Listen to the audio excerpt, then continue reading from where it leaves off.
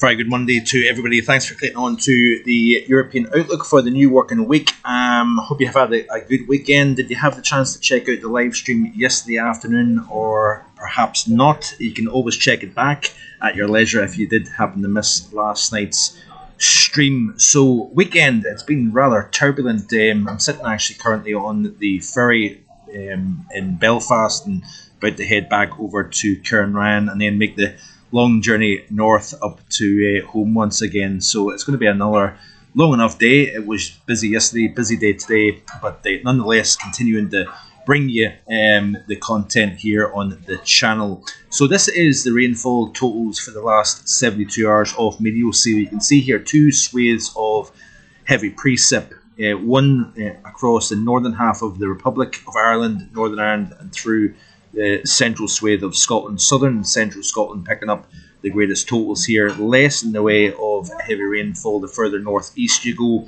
and also this kind of swathe of North Wales and through the central areas of England, seeing little in the way of rainfall. Then you've got a secondary strip of heavy rainfall across the south. That was probably due to that rainfall yesterday that moved through during the first half of today.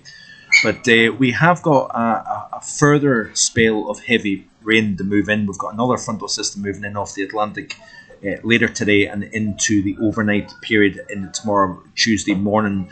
We are going to see another spell of heavy persistent rain moving in from a southwesterly direction. But that southwesterly wind is going to allow the temperatures to rise to the south of the frontal system that is going to be slowly moving southeast.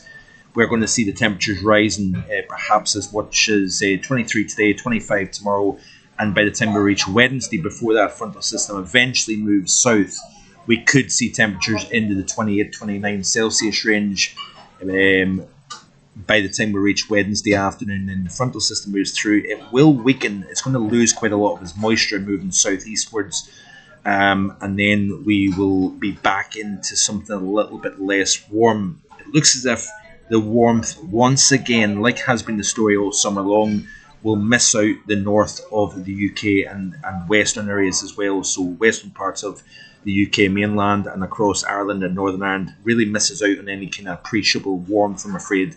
But the MJO is heading into phases 4 and 5. It's becoming quite prominent in phases 4 and 5, and that does promote higher pressure. And notice here, if we look at the GFS model, we're starting to see a more prominent wave breaks here going on with the Rossby waves here. You can see that the pattern is starting to change shape.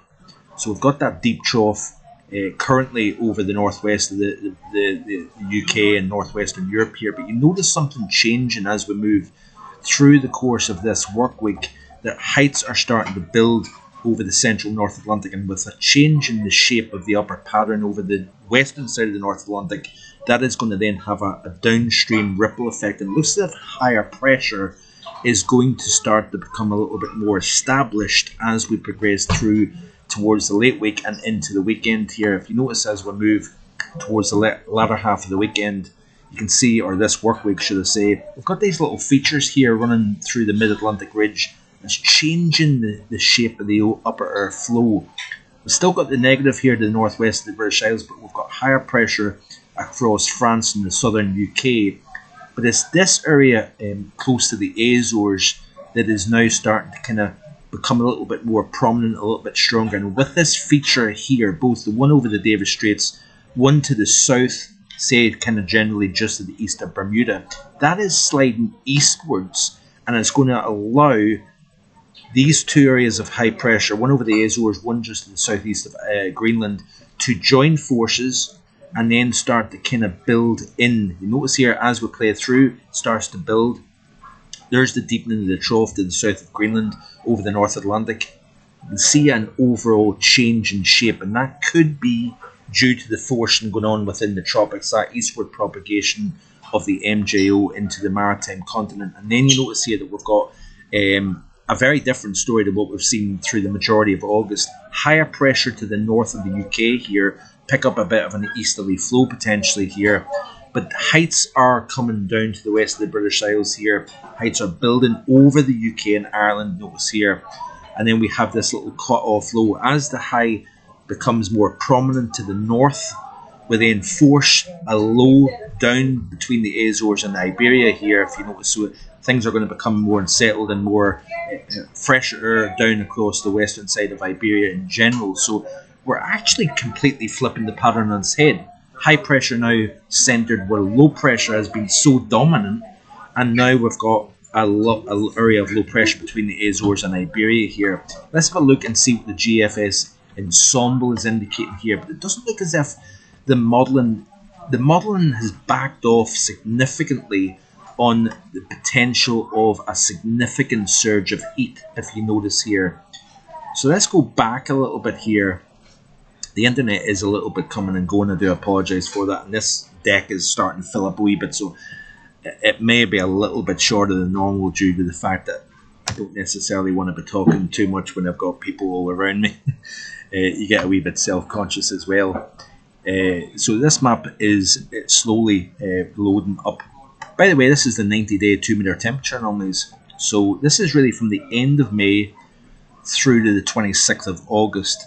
And generally, it's been average to slightly below average. This is reinforcing what I've been saying. This has been the last 7-day anomaly here. And remember, we got off to a pretty warm first half to August, cooler second half. So again, flipping around, June, July, both starting off cool and warm and ending warm. August, we're seeing the opposite taking place here. This is the 90-day period, like I say. It looks as if it's not going to load up from here. Let's just see here. Is it going to show the month to date in terms of August? No, I don't think it's going to. Here we go. So this is the past 7 days. You can see here, firmly below average. France, UK, Ireland here. And this has been chipping away at that warm anomaly that we started off the first 10 days with. And I think it's pretty much a given that June, July and August combined is going to be the coolest since 2015, which is quite notable actually when you think about that. But unfortunately the internet is not going to load up for me. I've got a frontal system moving through during the course of the next 24 hours. More heavy rainfall, western and northern UK. We are going to see southerly winds. The temperatures are going to start to rise as we progress through the next few days here, and then it's as we move into the latter half of the week, we are going to start to see a pressure build into the north. I'm not able to show you the upper chart here for the upcoming 5 days. If it doesn't load, I'll cut it at this, I'm afraid. So a kind of short and sweet video for today. I'll have much more detail in tomorrow's video. I'll be back home again by the time we reach this evening, all being well. So enjoy the rest of your day, enjoy your Monday, and I will see you again tomorrow with more. Bye for now.